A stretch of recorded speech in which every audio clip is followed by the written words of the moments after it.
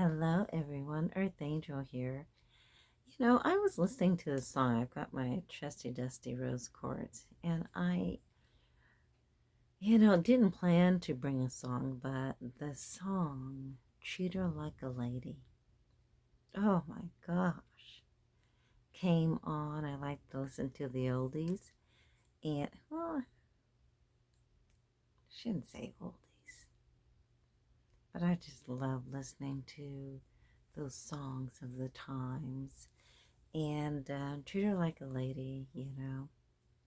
Opening doors, help her with her coat. Oh, treat her like a lady. When I was a little kid, I used to think, I love this song. It was so positive. I love listening to it. Help her with her chair. Chivalry is not dead, y'all. The old way of doing things is so beautiful. However, I do want to say that, you know, times have changed a lot of people, and we've had to evolve, especially women, where it's like, no, you don't have someone who's helping you with your coat. You don't have someone who's opening the door for you. Now, I'm going to tell you this. I did, long time ago, I had a gentleman who wanted to open the door, and he said, "If you touch the door, I'm gonna stop." I said, "Well, can I just open it once in a while instead of you coming over here?" Then I have to wait. I get in the car, and it's a hot car. I guess if it were winter time, it wouldn't have been so bad, or if you had the air on. But if I'm getting into a hot car, I'm sorry. Then I'm like, I'm gonna wait till you get back on your side and get in, start and then I'll get in, but I'll leave my door open. Don't close it. Don't close me in here because it's hot. No, I'm sorry, you guys. As we get younger, you go through things, menopause, whatever it might be, um, hot flashes, or maybe some of you are not in menopause, but you have hot flashes and stuff like that. And it's like, hello, can you just leave the door open? I'm sorry. Just leave the door open and, get in your side. Or, you can open it, let me in, leave the door open. But if there's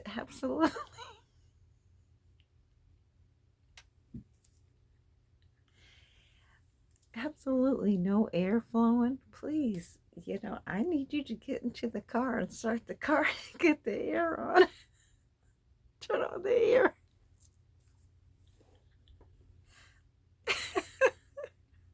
Sorry. That's what I need. That's what when. Okay, let's go back to chivalry, you guys. I'm an old fashioned type of girl and I love chivalry. I do.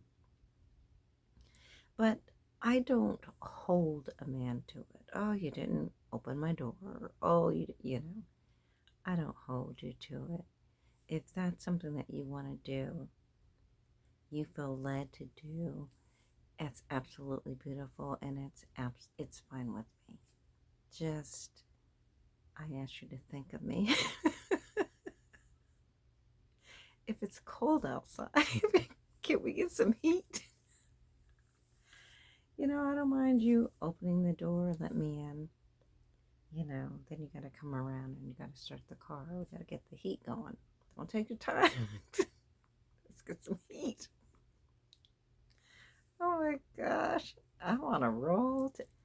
What is wrong with me today? Anyway, so that was the song, Treat Her Like a Lady. You know, having chivalry. And, a lot of us are, um, not, I shouldn't say a lot of us, but there are men who, they just like the old fashioned type of way. They like for you to be loving and loyal, and they want to, let them lead, let them treat you the way that you are supposed to be treated. You are a beautiful woman, so let them do that, okay? Then there are those who, you take your leadership role a little too far. I'm just going to say, a little too far, and you can be a bit controlling. Now, there are some you're like, okay, it is what it is. I can deal with this. Because of the way that you're controlling, it's like, look, I'm your protector. I want you to be safe at all times. So you can see why they want to lead, okay? And then there are some who just want control.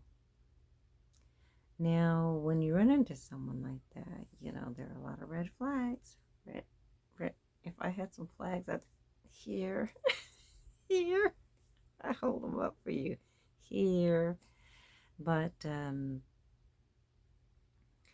in these instances, that's when it's time for you to set your boundaries and figure out if this is what I want or it is not what I want in my life.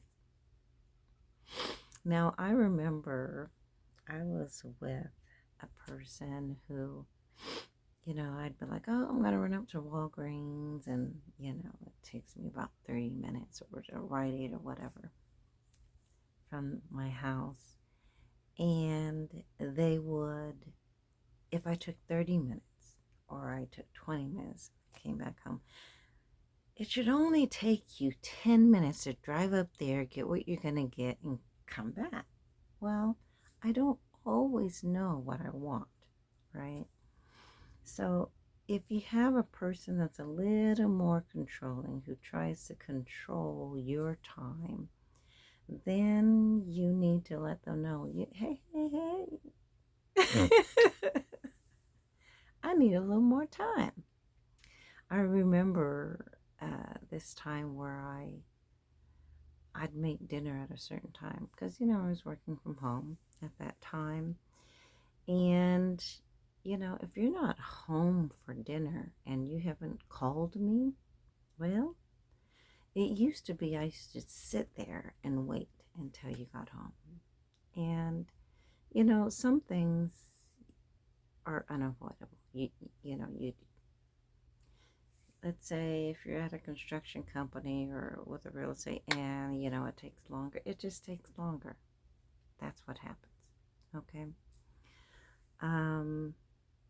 But a lot of times you're able to just text and say, honey, I'm still at that real estate company, or the construction companies, we're having a walkthrough and it's taking longer because the inspector was late. Just common courtesy like that doesn't hurt anyone. But if you're constantly late and you know that your spouse or significant other cooks at a certain time because they want the food to be ready when you get home, it's important to honor that, to be there when they do that. But after going through this over and over and over again, I got to the point where I was like, I didn't wait anymore. I went ahead, I would put on, I love my Lifetime or Hallmark movies, and I would watch it and have a glass of wine, and I would have my dinner. If they had the nerve to come home and say, you didn't wait, look.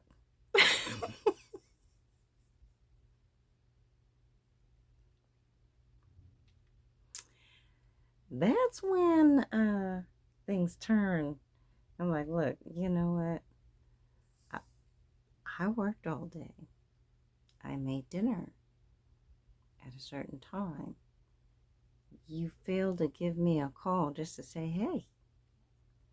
Or, you're making dinner and, or they call right before and say, oh, I'm going to hang out with the fellas, blah, blah, blah, blah. And you're like, really? You hung out with the fellas a couple of days ago. Hello? But there are different circumstances.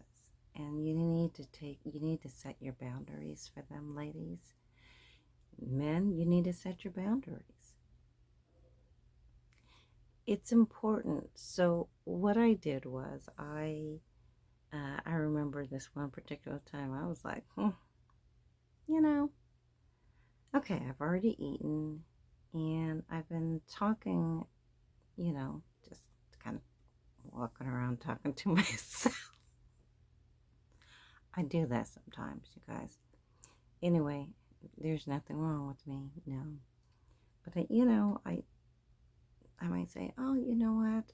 I had planned to do a makeover. So let me just run to the store and get myself some makeup. And, it's springtime or it's summertime or it's fall or winter, whichever season it is. You're ready to make a significant change. So I'd be like, let me run to the store. Not run. I would jump in the car and I'd go to the store. And no, it doesn't take a woman 10 minutes to figure out, face makeup. Am I going to do blush? What color should I do?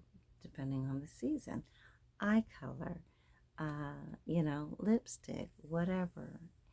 Am I going to color my hair? Am I going to do this? It just depends on the season. How you want to look, how you want to show up. So it's going to take you more time to go through every brand or your favorite brand and say, you know what, this is what I want.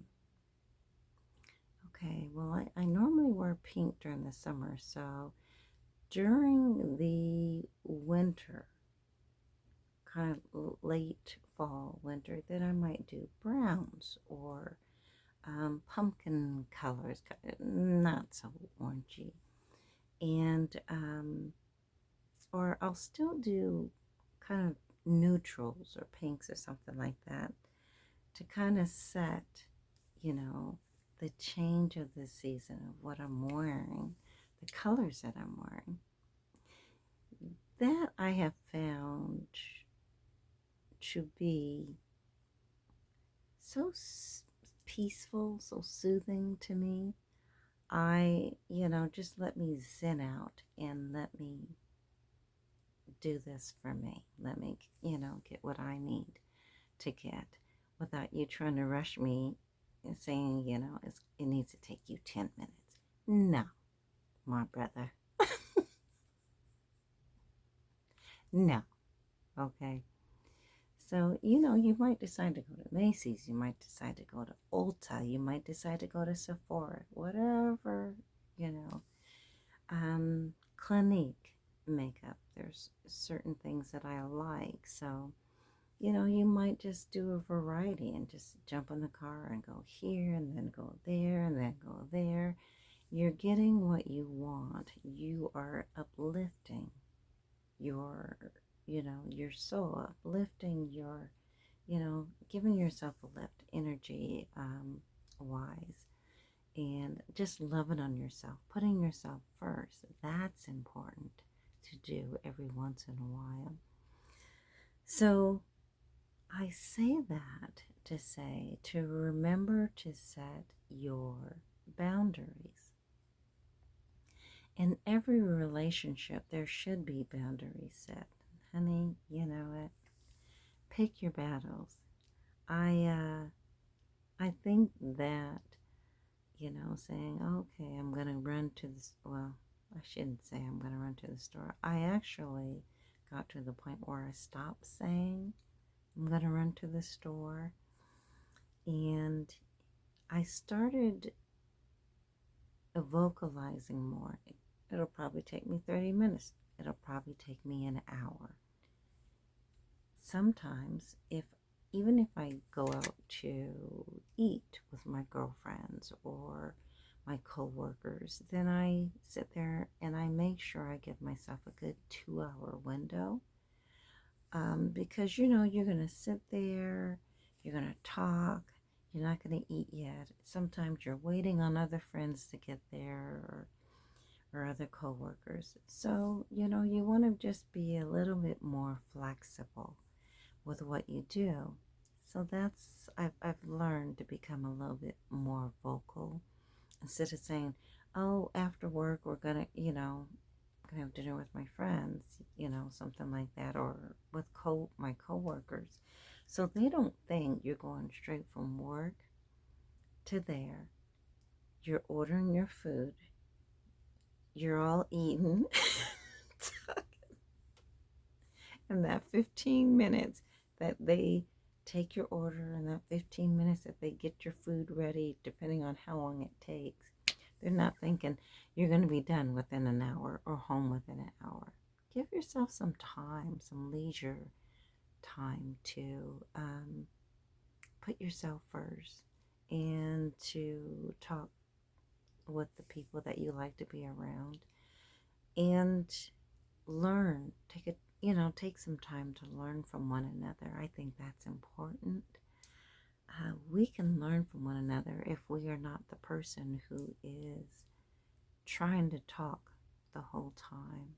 Just sit and listen and speak when you have something important to say, instead of being the person who speaks the entire time. Let someone else speak from time to time, and you're going to start learning about one another, what their life is about. I mean, there are certain things that I think that you should and you should not talk about.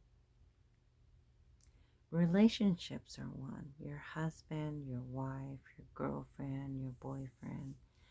I think it's very important that we keep that information intimate. We keep it to ourselves. Secret. All right? Unless they're just crazy and you want them to know that they're crazy. I'm just saying. All right?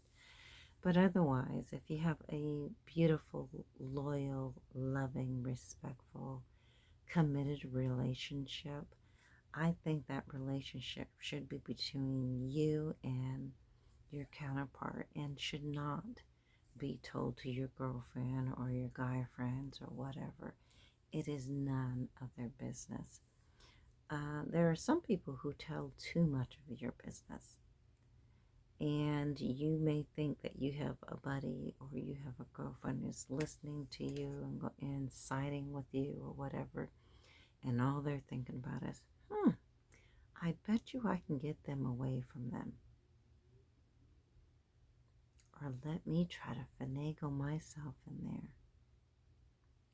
But there are a lot of relationships, unions, twin flame relationships, soulmate, whatever, power couples coming together. And, they are doing things differently as far as relationships, not sitting there speaking with the girls and speaking with the guys and bad mouthing their spouse or girlfriend or whoever, or trying to get brownie points saying, oh, my girl can do this or my guy does that. Look, there are certain things you should know to keep to yourself, right? And then kind of go from there. So I just wanted to share that little bit of information with you. I wanted to just kind of put myself out there. I am a female who has had to put myself out there. And you know, you've got your alpha and you've got your female. And you know, everyone has a male and a female side to them. And there are times where things should be balanced. And there are times where you have to put yourself out there, your feminine self, right? And then there are times where you have to put your dominant side, instead of saying male or alpha, your dominant side out there, because you are the boss, right, of your life. Or you know, you might have a child or a family, and maybe you worked all your life and you had to do things a certain way. You had to learn to be um, the, you know, the alpha in your life. You had to learn to be, you know, to pay the bills and to take care of, and you had to be the one to just stand out there and say, okay, this is my life, this is what I do. And then you need to know when to back off and be that good, loving self that you are, and just let your boyfriend or your husband lead. When I say lead, lead in a good way, not lead as in controlling or I'm the head of what I say goes. No, it doesn't work like that. God asks for balance in your relationship. It's important for you to ground. It's important for you to come together, talk to one another, and work together on what your life is going to look like, what you're trying to build. God brought you together, that kingdom spouse or that kingdom wife, or that person that God wants you to be partners with, work together with. There is a reason why God brought you together, because you are supposed to build up the kingdom. There you have work to do, whether it's building humanity, vegetation, farming, economy, you name it, infrastructure, whatever it might be. So it's important for you to just go, okay, you can kind of sit back, ladies, and be yourself. Learn to be yourself. Learn to step back and go, okay, and listen to him. And it's important for him to listen to you. So anyway, just wanted to put that out there. I love you guys so much, and I will see you on the next video. Peace.